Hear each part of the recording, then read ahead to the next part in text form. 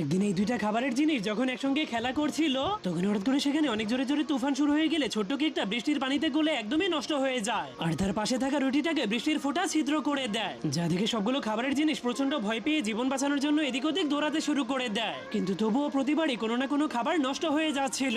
এই সুন্দরী রুটিটার জন্য এই বৃষ্টিটা সব থেকে ভয়ঙ্কর ছিল, কারণ তার গায়ে মাত্র বৃষ্টির একটা ফোঁটা পড়লেই সে মরে যাবে। তখনই সে সময় সবাই মিলে তাকে ডিব্বা দিয়ে ঢেকে দিলে কোনো মতে তার জীবন বেঁচে যায়। কিন্তু চারদিকে এখনো সবাই খুব আতঙ্কিত ছিল।